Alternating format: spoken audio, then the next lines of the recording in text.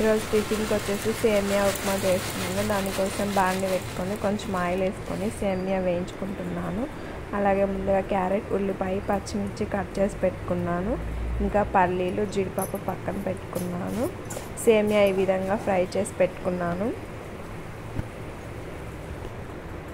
ఇంకా బాండి పెట్టుకొని 2 టేబుల్ స్పూన్ల ఆయిల్ వేసుకొని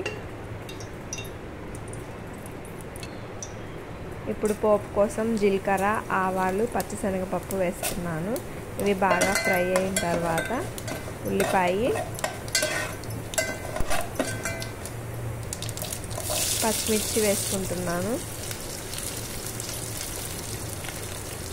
ఇవి కాస్త ఫ్రై అయిపోయిన తర్వాత కరివేపాకు కొంచెం,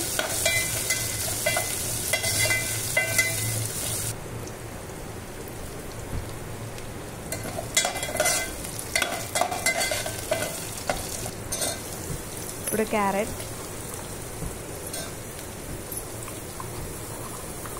వేసి బాగా కలుపుకోవాలి.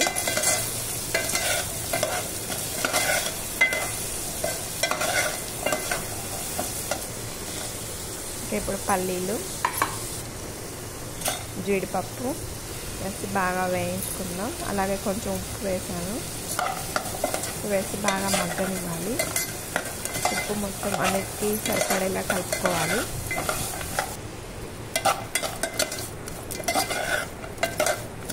ఇలా మొత్తం కలిపేసుకోవాలి.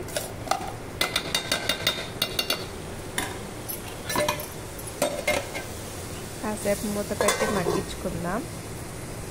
ఒక 2 మినిట్స్ మగ్గిపోయిన తర్వాత నేను ఒక గ్లాస్ సేమియా తీసుకున్నాను. దానికోసం 1.5 గ్లాస్ వాటర్ యాడ్ చేసుకుంటున్నాను. ఇప్పుడే సాల్ట్ సరిపోయిందో లేదో చూసుకొని వాటర్ బాగా మసిలిపోతున్నాయి. ఇందులో సేమియా వేసేసుకుందాం. ముందుగా ఫ్రై చేసి పెట్టుకున్నాం కదా, ఆ సేమియా వేసేసుకుందాం.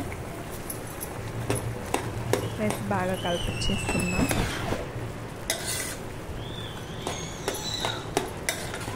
కలిపేసుకొని ఒక 5 మినిట్స్ మూత పెట్టి తీసుకొని ఉడికించుకుందాం.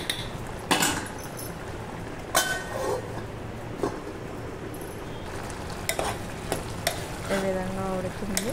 దీన్ని ఇప్పుడు మీడియం ఫ్లేమ్లో పెట్టి ఇంకో 5 నిమిషాలు ఉడికించుకుందాం.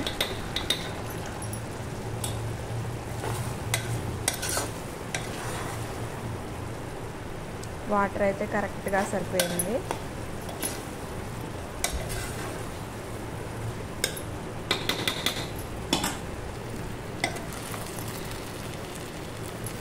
ఇప్పుడు దీన్ని సిమ్లో పెట్టి ఇంకో 5 నిమిషాలు ఉడికించుకుందాం.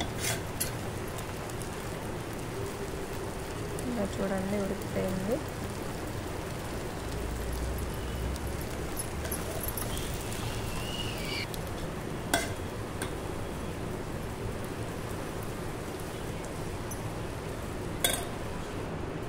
ఇప్పుడు స్టవ్ ఆపేసి ఒక 10 నిమిషాలు అలాగే ఉంచేద్దాం. చూడండి పొడి పొడిలాడే సేమియా ఉప్మా రెడీ అయిపోయింది. ఇప్పుడు వేడిగా సర్వ్ చేసేసుకుందాం. ఇందులోకి కాంబినేషన్గా నేనైతే పప్పుల పొడి చేసుకున్నాను.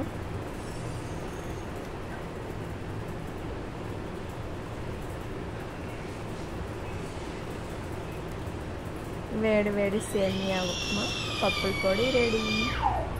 మరి మీరేం తిన్నారు టిఫిన్లోకి? కామెంట్ చేసేయండి.